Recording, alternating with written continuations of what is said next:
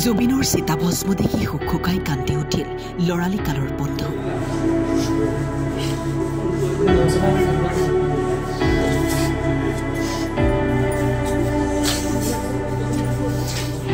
অশ্ৰুসিক্ত নয়নে আয়ুতিৰ প্ৰাৰ্থনাৰে আদৰি আনিলে চিতাভস্ম।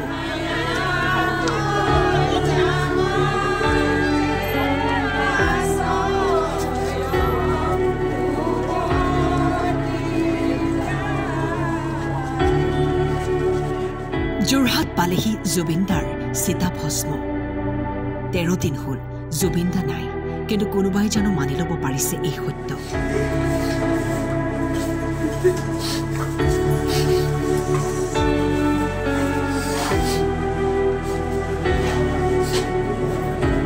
জুবিনদাৰ লৰালিকালৰ বন্ধু এইজন মানস বৰা কান্দোনত ভাগি পৰিছে।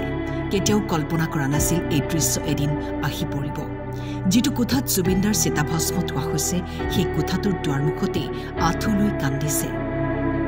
যোৰহাটত আমি তেওঁ সুৰক্ষিত অৱস্থাত ৰাখিছোঁ আৰু আমি আমাৰ ঘোষা পাঠেৰে তেখেতৰ অস্থিক আদৰণি জনাইছোঁ।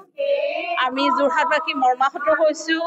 তেখেতক আমি কিহেৰে পুজিম, কিহেৰে কৰিম। কাইলৈ শ্ৰদ্ধাঞ্জলি অনুষ্ঠান পাতিছোঁ আমাৰ খেলপথাৰত, আৰু আমি সদায় যোৰহাটবাসীয়ে গোটেই অসমবাসীৰ কি ভাৰতবাসীৰ এজন সংগীত সাগৰ, সংগীত সূৰ্য জুবিন গাৰ্গক হেৰুৱালোঁ, আৰু তেখেতে পুনৰ জন্ম লওক, তেখেতে নতুন প্ৰজন্মক পুনৰ আশীষ প্ৰদান কৰক, এয়াই আমাৰ একান্ত কামনা। যোৰহাটৰ ষ্ট্ৰং ৰুমত নিশাটোৰ বাবে ৰখা হ'ব চিতাভস্ম। কাইলৈ হ'ব প্ৰাণৰ শিল্পীগৰাকীৰ ৰাজহুৱা আদ্যশ্ৰাদ্ধ। আমাৰ প্ৰাণৰ শিল্পীগৰাকীৰ চিতাভস্ম ইতিমধ্যে আমি গ্ৰহণ কৰিলোঁ যোৰহাটৰ ৰাইজে, আৰু আমাৰ ট্ৰেজাৰীত ৰখা হৈছে, সংৰক্ষণ কৰি ৰখা হ'ব।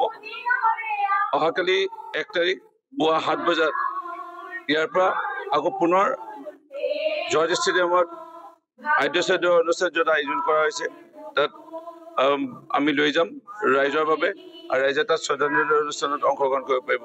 আৰু বিশেষ ক'ব মন নাই। যোৰহাটৰ পৰা জিন্তু দেউধাই ফুকনৰ ৰিপৰ্ট।